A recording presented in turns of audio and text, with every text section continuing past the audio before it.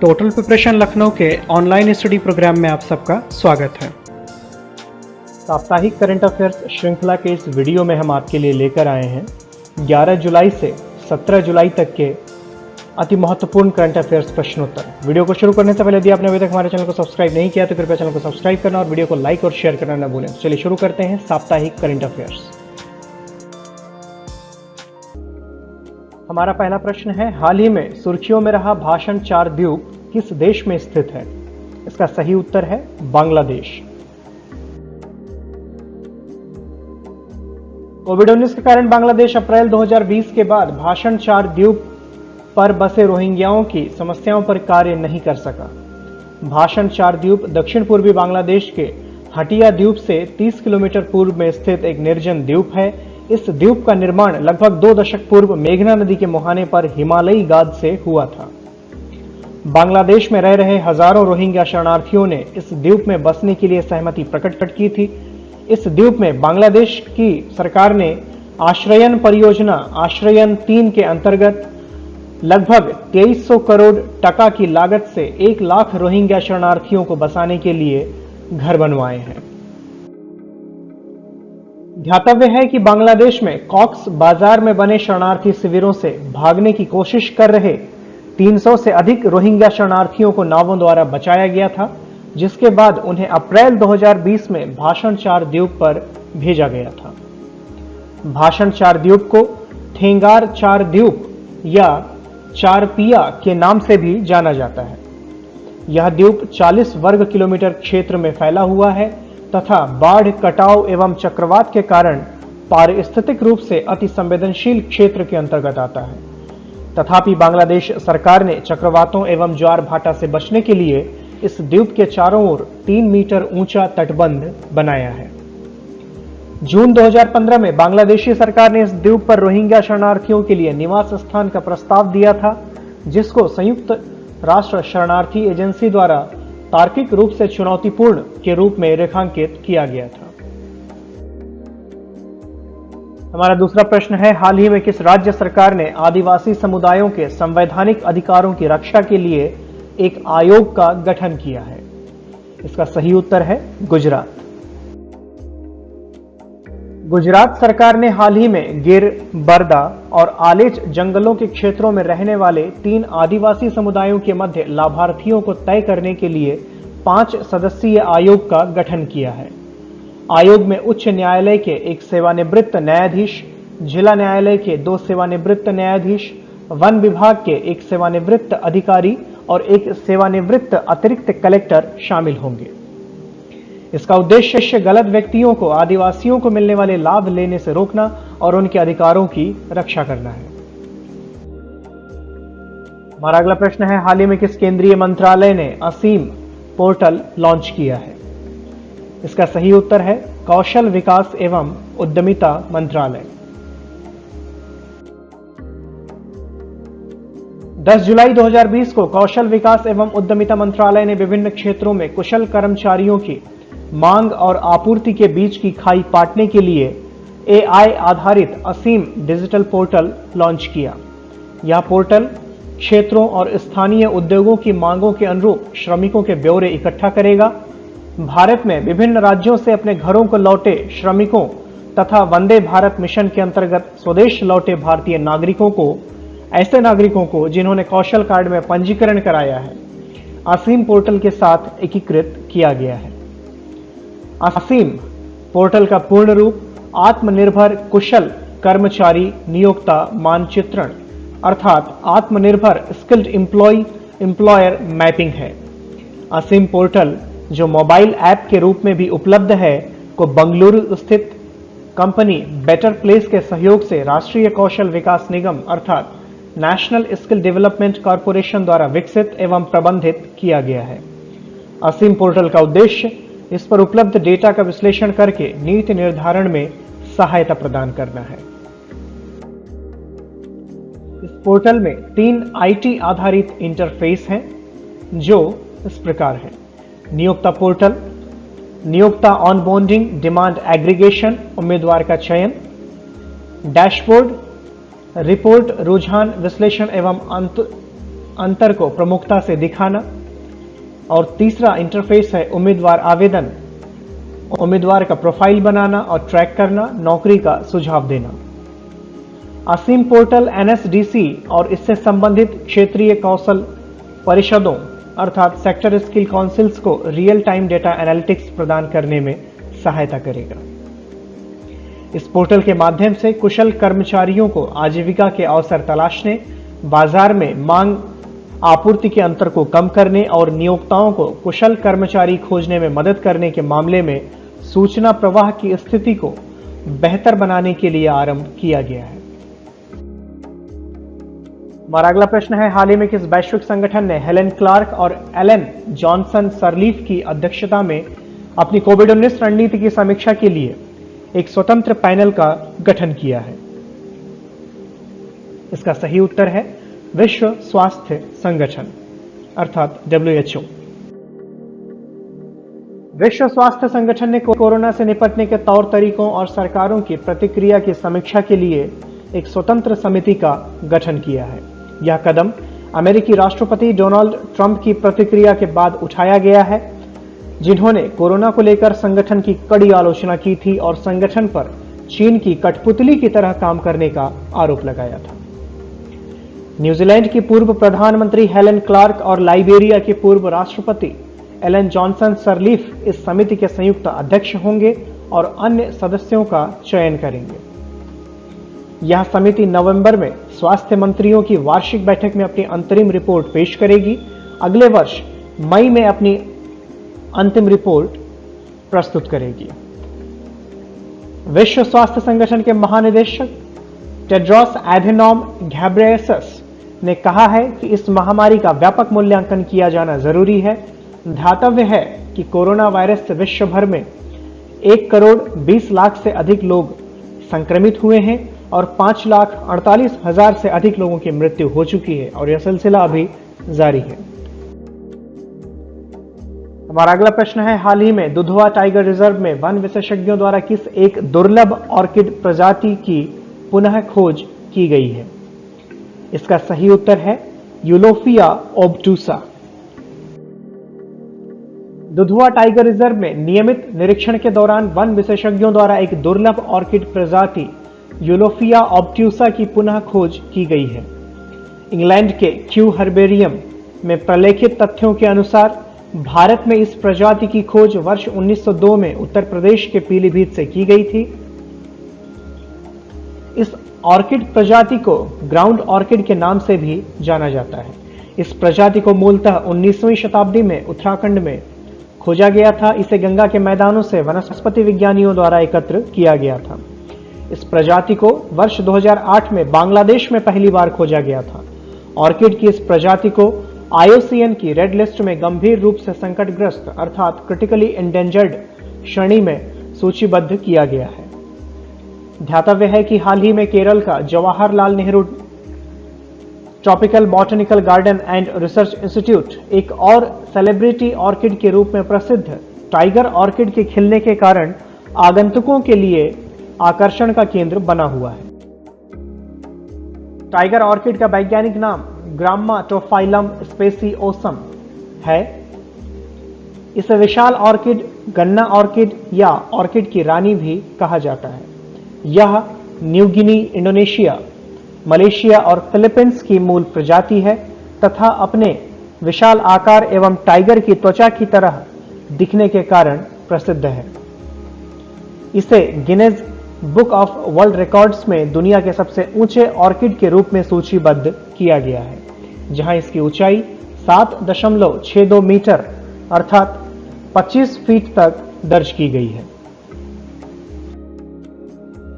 हमारा अगला प्रश्न है, मंगल परिक्रमा अभियान की योजना बनाने वाला पहला अरब देश कौन सा है? इसका सही उत्तर है संयुक्त अरब अमीरात। संयुक्त अरब अमीरात ने हाल ही में अपना पहला मंगल अभियान भेजने की योजना की घोषणा की है और ऐसा करने वाला वह पहला अरब देश बन गया है। अब तक केवल अमेरिका, भारत, USSR और यूरोपीय अंतरिक्ष एजेंसी ने सफलतापूर्वक अपने मंगल परिक्रमा भेजे हैं। चीन अपना पहला मार्स रोवर लॉन्च करने की तैयारी में है। मोहम्मद बिन राशिद स्पेस सेंटर यूएई के इस मंगल प्रोजेक्ट की अगुवाई कर रहा है। किस भारतीय संगठन ने महामारी जोखिम पुल बनाने की व्यवहार्यता का अध्ययन करने के लिए एक कार्यदल का गठन किया है? इसका सही उत्तर है भारतीय बीमा विनियामक और विकास प्राधिकरण। Insurance regulatory and development authority अर्थात IRDAI ने महामारी जोखिम पुल बनाने की व्यवहार्यता का अध्ययन करने के लिए एक कार्यदल का गठन किया है। यह महामारी जोखिम पुल महामारी से उत्पन्न होने वाले खतरों को संबोधित करता है। वर्तमान बीमा कानून व्यावसायिक रुकावट के नुकसान को कवर नहीं करते हैं और इस पुल का उद्देश्य इस मुद्दे का समाधान करना है। पैनल द्वारा 8 सप्ताह में अपनी रिपोर्ट सौंपे जाने की संभावना है। हमारा अगला प्रश्न है, हाल ही में वाणिज्य उद्योग द्वारा जारी आंकड़ों के अनुसार 2019-20 में भारत का शीर्ष व्यापारिक भागीदार देश कौन सा रहा? इसका सही उत्तर है संयुक्त राज्य अमेरिका। केंद्रीय वाणिज्य और उद्योग मंत्रालय के आंकड़ों के अनुसार संयुक्त राज्य अमेरिका वित्तीय वर्ष 2019-20 के दौरान भारत का शीर्ष व्यापारिक भागीदार रहा। भारत और अमेरिका के बीच द्विपक्षीय व्यापार में वित्तीय वर्ष 2018-19 की तुलना में 2019-20 में मामूली वृद्धि हुई है। 2018-19 में द्विपक्षीय व्यापार 87.96 बिलियन अमेरिकी डॉलर था, जबकि 2019-20 में यह 88.75 बिलियन अमेरिकी डॉलर हो गया है। हमारा अगला प्रश्न है, किस केंद्रीय सार्वजनिक उपक्रम ने कॉर्पोरेट उत्कृष्टता श्रेणी में उत्कृष्ट उपलब्धि के लिए प्रतिष्ठित CII ITC सस्टेनेबिलिटी पुरस्कार 2019 जीता है? इसका सही उत्तर है NTPC limited. National thermal power corporation NTPC ने कॉर्पोरेट उत्कृष्टता श्रेणी में उत्कृष्ट उपलब्धि के लिए प्रतिष्ठित CII ITC सस्टेनेबिलिटी पुरस्कार 2019 जीता है। कंपनी की कॉर्पोरेट सामाजिक दायित्व की श्रेणी में बेहतरीन प्रदर्शन के लिए प्रशंसा भी की गई है। बिजली मंत्रालय ने कहा है कि NTPC हमेशा से ही अपने बिजली संयंत्रों के आसपास बसने वाले लोगों के सतत विकास के लिए प्रयासरत रहा है।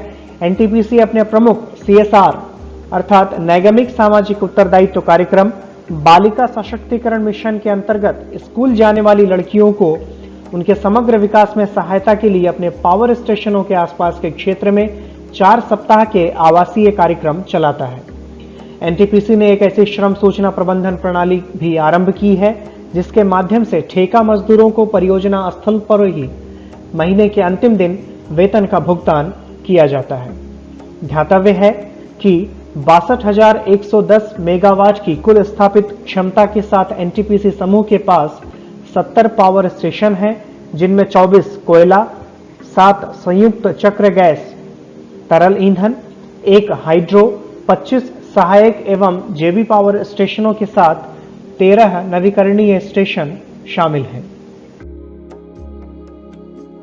हमारा अगला प्रश्न है, हाल ही में किस राज्य के किसानों ने धान की पारंपरिक किस्मों के बजाय नई बाढ़ प्रतिरोधी धान की किस्मों का उपयोग करना शुरू किया है? इसका सही उत्तर है असम।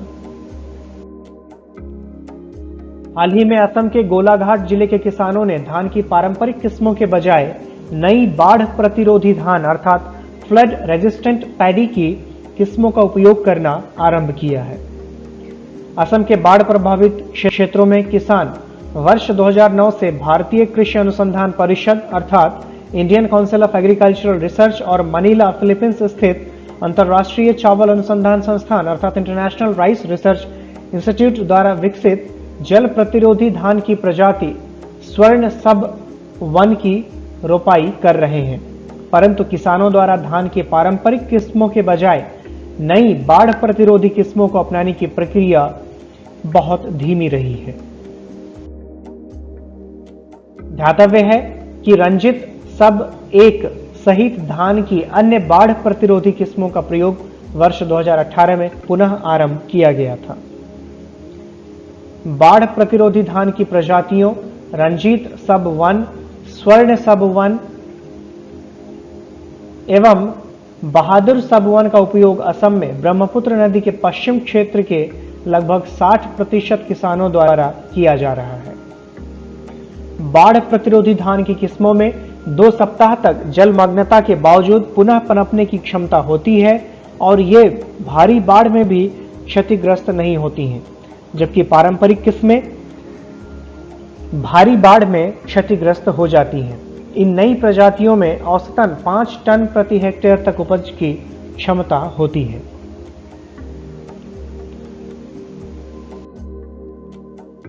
हमारा अगला प्रश्न है, हाल ही में किस राज्य के मुख्यमंत्री ने पुस्तक तांगम्स का विमोचन किया है? इसका सही उत्तर है अरुणाचल प्रदेश। हाल ही में अरुणाचल प्रदेश के मुख्यमंत्री ने Tangams an ethnolinguistic study of the critically endangered group of Arunachal प्रदेश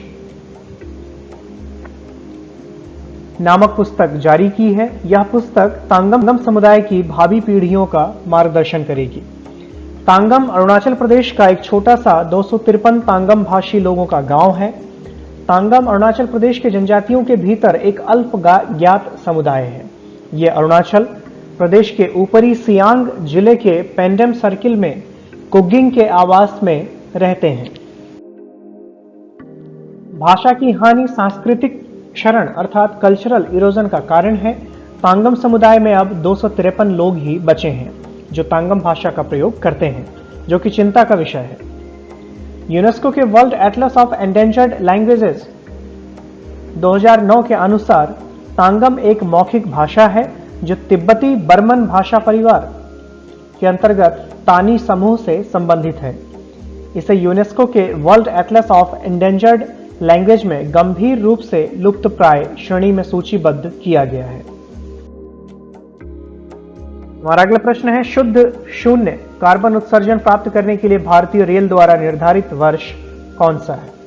इसका सही उत्तर है 2030। भारतीय रेल ने वर्ष 2030 तक शुद्ध शून्य अर्थात एब्सोल्यूट जीरो कार्बन उत्सर्जन प्राप्त करने का लक्ष्य निर्धारित किया है। हरित रेलवे बनने के लक्ष्य को प्राप्त करने के लिए इसने अपने प्रयासों को गति दी है। इसके कुछ पहलों में लाइनों का विद्युतीकरण, ट्रेनों की ऊर्जा दक्षता में सुधार, स्टेशनों के लिए हरित प्रमाणन, कोचों में जैव शौचालयों की फिटिंग और ऊर्जा के नवीकरणीय स्रोतों का इस्तेमाल करना शामिल है। हाल ही में भेल के सहयोग से मध्य प्रदेश के बीना में 1.7 मेगावाट का प्लांट भी लगाया गया है। क्वायर बोर्ड भारत के किस केंद्रीय मंत्रालय के अंतर्गत एक सांविधिक निकाय है? इसका सही उत्तर है एमएसएमई मंत्रालय। क्वायर बोर्ड एक सांविधिक निकाय है जो भारत सरकार द्वारा क्वायर उद्योग अधिनियम 1953 के अंतर्गत स्थापित किया गया है तथा एमएसएमई मंत्रालय के अधीन कार्य करता है। हाल ही में 2019-20 में भारत से क्वायर और क्वायर उत्पादों का निर्यात उच्चतम बिंदु 2757.90 करोड़ रुपए पर पहुंच गया है। यह पिछले वर्ष की तुलना में 30 करोड़ अधिक है। इस वर्ष लगभग 9 लाख मीट्रिक टन क्वायर और क्वायर उत्पादों का निर्यात किया गया। हमारा अगला प्रश्न है, 2020 के किस महीने में भारत ने 18 वर्षों के बाद पहली बार 790 मिलियन अमेरिकी डॉलर का व्यापार अधिशेष प्राप्त किया? इसका सही उत्तर है जून। वाणिज्य और उद्योग मंत्रालय के हालिया आंकड़ों के अनुसार भारत ने जून 2020 में 790 मिलियन अमेरिकी डॉलर का व्यापार अधिशेष प्राप्त किया। यह अधिशेष 18 वर्षों के बाद पहली बार दर्ज किया गया है। कच्चा तेल, सोना और अन्य औद्योगिक उत्पादों की घरेलू मांग में कोविड-19 प्रेरित कमी के कारण देश का आयात बहुत कम हो गया था। भारत ने इस बीच 21.11 बिलियन डॉलर के आयात और 21.91 बिलियन अमेरिकी डॉलर के निर्यात के साथ व्यापार अधिशेष अर्थात ट्रेड सरप्लस प्राप्त किया। हमारा अगला प्रश्न है कि अंतरराष्ट्रीय संगठन ने the state of food security and nutrition in the world शीर्षक से एक रिपोर्ट जारी की है। इसका सही उत्तर है संयुक्त राष्ट्र। संयुक्त राष्ट्र खाद्य एवं कृषि संगठन ने इस रिपोर्ट को कृषि विकास के लिए अंतर्राष्ट्रीय फंड, संयुक्त राष्ट्र बाल कोष, विश्व खाद्य कार्यक्रम एवं विश्व स्वास्थ्य संगठन के साथ मिलकर संयुक्त रूप से जारी किया है। रिपोर्ट में भूखमरी के मुद्दे से आगे जाकर खाद्य असुरक्षा के बृहद प्रभाव का विस्तृत विश्लेषण किया गया है। यह दर्शाता है कि वैश्विक आबादी के 17.2% हिस्से अर्थात लगभग 1 अरब 30 लाख लोगों को नियमित रूप से पोषक और पर्याप्त भोजन उपलब्ध नहीं है। रिपोर्ट के अनुसार वर्ष 2018 में 82 करोड़ लोगों के पास खाने के लिए पर्याप्त भोजन उपलब्ध नहीं था, जबकि वर्ष 2011 में ऐसे लोगों की संख्या लगभग 81 करोड़ थी। एशिया में भूखमरी से 51 करोड़ 39 लाख लोग पीड़ित हैं, जबकि अफ्रीका में यह संख्या 25 करोड़ 21 लाख है। रिपोर्ट बताती है कि 2030 के सतत विकास एजेंडा में जीरो हंगर या भूखमरी को पूरी तरह समाप्त करने के लक्ष्य को प्राप्त करने में नए आंकड़े एक बड़ी चुनौती की ओर इशारा करते हैं। इस रिपोर्ट के अनुसार भारत में कुपोषित लोगों की संख्या 2004 से 6 में 249.4 मिलियन से गिरकर 2017 से 19 में 189.2 मिलियन हो गई है। इस रिपोर्ट के अनुसार भारत में मोटापे के स्तर में वृद्धि हुई है। भारत और चीन एकमात्र एशियाई देश हैं जिन्होंने कुपोषित लोगों की संख्या में कमी की सूचना दी है। इसी के साथ हमारा करंट अफेयर्स का ये वीडियो समाप्त होता है। हमारे साथ अंत तक बने रहने के लिए आपका बहुत बहुत धन्यवाद। कृपया हमारे वीडियो को लाइक और शेयर करना ना भूलें। साथ ही करंट अफेयर्स एवं अन्य विषयों से संबंधित आगामी वीडियो की जानकारी तुरंत प्राप्त करने के लिए हमारे चैनल को सब्सक्राइब करें तथा बेल आइकन पर जरूर क्लिक करें।